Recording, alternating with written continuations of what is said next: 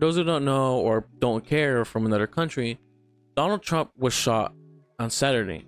An assassination attempt was attempted on Donald J. Trump, the former president of the United States. Now, I was kind of debating on whether or not to talk about this or make a video about this, because I personally don't really like politics and I don't like to talk about it, just because of how divided it is, but also because this channel is just something I've made because I want to upload videos of me talking about topics that I find interesting or funny, or just videos of me goofing around with my friends on games or whatever, or just me goofing around in general on video games. But the reason why I am making this video is because I do think this moment, this event, is going to be very divisive as to what's going to happen in the next 4 years, as well as in history altogether. This moment is going to end up in American history books for sure. Like I have said, I don't like politics in general. I don't like to talk about it, and I don't really like hearing discussions about it. However, for this video and for this video only, I'm only going to give one reason as to why I don't like politics. There's many others, but this is the only reason I'm going to give just for this video, because I think it's going to be very relevant in what I'm going to be talking about. Another reason why I don't like politics is because it's very decisive due to the villainization of other sides, and as well as the echo chambers that both sides seem to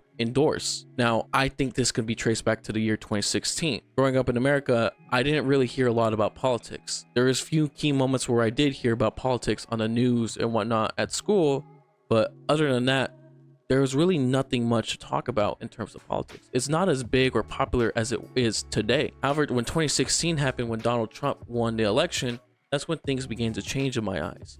Politics became more mainstream. It was more on YouTube, more on social media. It got to the point where people, normal people, would end up making content and become political content creators and earn revenue from them. Now, growing up in America, there's probably a lot of discussion of politics before 2016, probably between adults, but I think the difference between post and pre 2016 is the consumption of politics. Typically you see it on the news, right? But ever since 2016, you would see it on social media. You won't just talk about it on the newspaper, on the news, mainly just social media from then on out. YouTube, Instagram, Twitter mainly a lot now, and now TikTok as well. I also think because of social media, political consumption has become very dangerous, because from what I've seen, it leads into these echo chambers of ideas and ideologies in which you are not challenged anymore. This is one of the main consequences of the internet, where you can find people who have the same ideals as you, and you can surround yourself with those people. And because of that, no one's ever going to really challenge you or your ideals, because you're constantly surrounding yourself with said people who have the same ideals as you. This has always existed since the internet was created, from my understanding. I think the combination of that with political ideals has become much more bigger now since post 2016. The possibility that another person with a different political belief, or someone from the other political spectrum, has an idea or a plan that could benefit the entire country is so foreign to most people who all they think about is politics, or have like political brain rot. And I do believe this is a consequences of politics becoming mainstream from the internet and social media. And ever since 2016, politics has also become very more performative, what I've seen at least nowadays. I think it also began with Donald Trump in 2016, when he made that comment about Hispanic people coming to the country and pretty much calling them all drug dealers, murderers, gangsters, or whatever, how they need to send back. This was pretty much something that enraged a lot of people, and it served as probably an unintentional rage bait in order to put more eyes on Donald Trump. Ever since then, he'll become very polarized. And also the way he would talk is very entertaining to watch. The way he talks about people, the way he does his hand gestures. He's a very good public speaker. He's very good at talking. And this is why a lot of people really like him. And then a lot of people will then end up subscribing to his political beliefs or his ideology, and then follow him as a president. And especially now with the recent assassination attempt on Donald Trump, if you look up online about it, you're gonna see a lot of people talking about how hard this image is, or how much aura Donald Trump has, right? I have to admit, this is a pretty damn cool picture of him holding up his fist like that, with his ear bloody, a little blood on his face, being surrounded by Secret Service, pretty much announcing that I fucking survived this, God protected me from this, or whatever, right? That they couldn't kill me. And if you look up the clip of Secret Service surrounding him too, you'll see where he says, wait, right? Like when they're trying to take him away, you'll see, wait, and he poses for the camera like this. But a lot of people online were calling it like clip farming, whatever, which is pretty funny. And unironically, it is, I guess it's technically clip farming, but it worked essentially. A lot of people are now liking Donald Trump a lot more, and people are now speculating speculating that this probably solidified his next term as president. Even the memes that came out of this, people are memeing about the fact that the shooter missed, meaning creating a lot of memes, immediately soy jacking the shooter, and pretty much talking about how cool Donald Trump is, pretty much, or even kind of like drawing different characters over the whole that photo of Donald Trump holding up his fist. But I think someone brought up a good point, is that Donald Trump is still the same person pre-assassination attempt. His ideals and political beliefs probably didn't change. The way he talks is not going to change. The way he moves and acts is probably not going to change. What is going to change now is the public perspective on Donald Trump. I wouldn't be surprised if Donald Trump comes out with another press tour or like pretty much another rally of his soon, and pretty much talks about how God saved him, or they couldn't take me down, or look what they tried to do, but they couldn't even do that. Pretty much posing himself as some sort of hero and survivor, which he is a survivor of an assassination attempt. There's no doubt about that. But the way this is going to change perspective of people is that they're going to put him more on a pedestal. They're going to put him more as like an idealistic figure to look up to, someone that God chose and someone to save. Because a lot of people who follow Donald Trump or believe in Donald Trump, they're very Christian, they're very religious people. I wouldn't be surprised if Republicans kind of go more into the whole religion side and just go, God chose this man and they saved them. And this brings up the whole idea of politics becoming more performative. This is the ultimate act of performance. Now, what I mean by that, I'm not calling it, this whole assassination attempt is like a conspiracy or it was staged or whatever, but this is something that I'm not going to be surprised if Trump utilizes to its fullness. He's going to go on stage and talk about how he's a survivor and they couldn't take me down. A lot of people on the internet are talking about Donald Trump and how he's pretty much a badass. Even people who don't talk about politics are discussing how hard of an image that one photo of Donald Trump is, raising his fists. But I think this moment is very scary, a very scary moment that I feel like a lot of people should be really deep diving into more of an open mind and more openness to other possibilities. The reason why I say that is because right now in the world, we are very divided right now in America, and in the world we are also very divided as a country on what we should do as a superpower, and not to mention a lot of tension between America and a lot of other countries such as Russia, North Korea, and even China. While people are talking about how hard of an image or how cool Donald Trump is now, we must as a country and as a people not forget to hold politicians, presidential candidates to a certain standard to talk about certain issues and how they are going to make sure the country is running smoothly and to keep us out from danger. Now, this is not something that's just to be said to Donald Trump and to Republicans. This is something to be said to as well as to Democrats and Joe Biden. I believe both sides get stuck up on the performances that both presidents candidates do, and in turn they tend to forget the bigger picture here, which is America is not the only country to exist. America is not the only superpower to exist, and that there's a lot of tension and there's a lot of war going on right now. There's some stating where there's even possibly a World War III happening soon, which is a scary topic to talk about. Now, this probably always has been a topic since World War II, but the problem is it seems more believable now than ever, with countries like Russia, North Korea, and China talking about the US as an enemy, and the US stating that they're willing to fight back if necessary. As I'm talking about that, I don't see a lot of discussion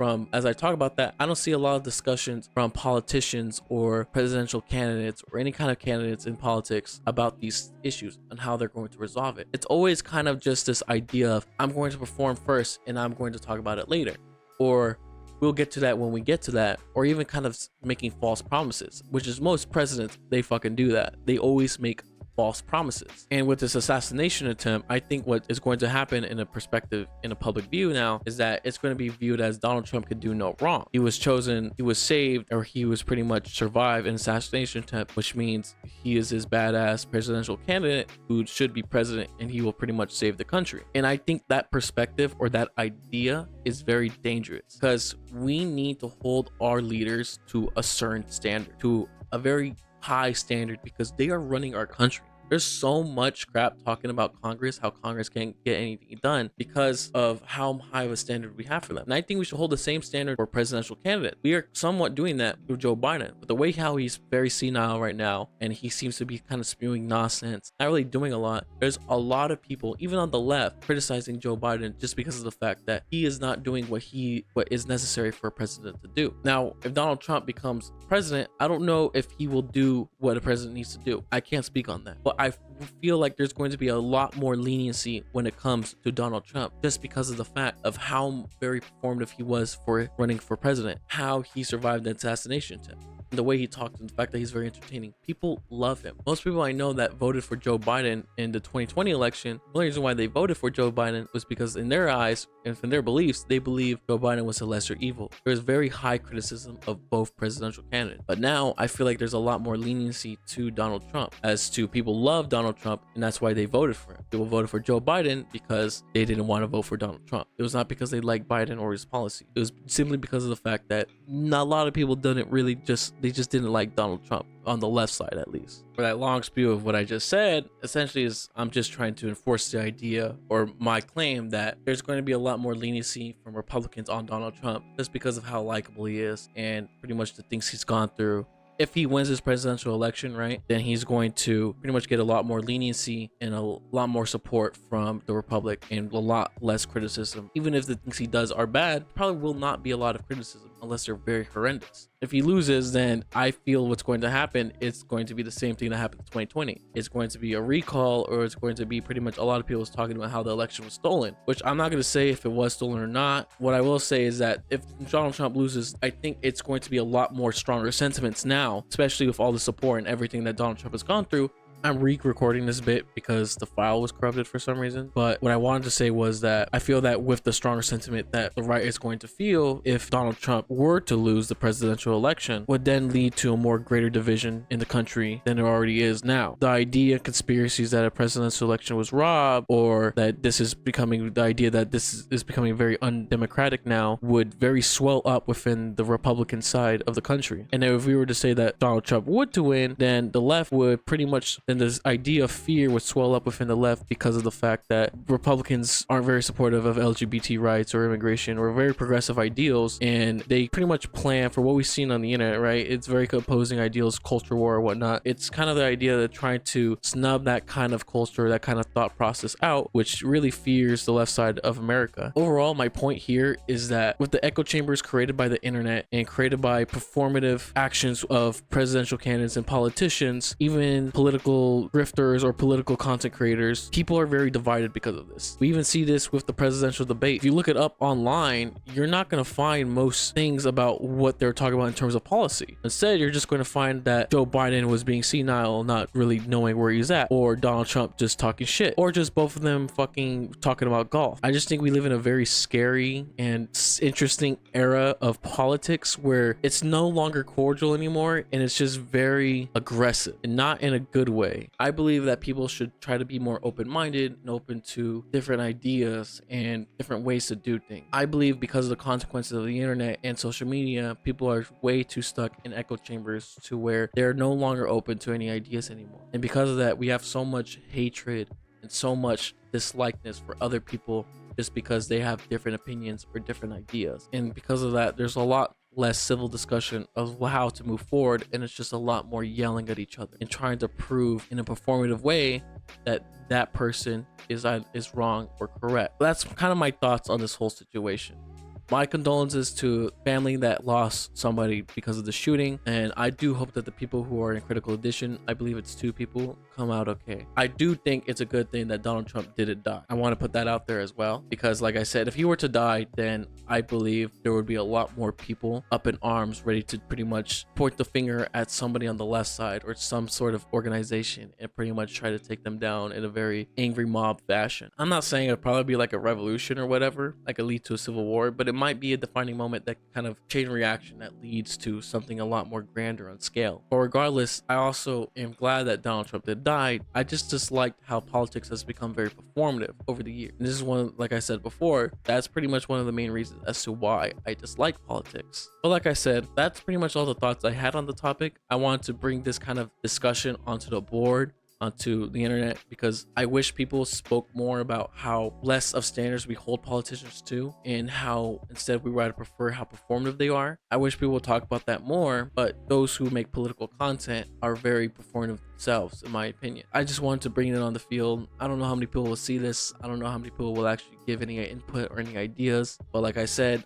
I just wanted to bring that up because I thought this was something this was coming through my head when I first heard the news that Donald Trump was shot. You know, when I slept on it a few days, I just wanted to think. I kind of came out with this idea, like this is what I was thinking about the whole time. So, like I said, I don't really care about too much about like political beliefs or political ideologies because, in my opinion, I think it's just very performative. And I'm not gonna give a statement on whether or not what political ideologies are correct or not. You can infer whatever you think about me in terms of politics. I won't give you a definitive answer, but it's just, this is something, like I said, I just wanted to bring up. I thought this was something interesting to talk about because, like I said, this is a defining moment in history, and I think it's going to lead to a lot more other defining moments throughout history. But yeah, that's about it. See ya.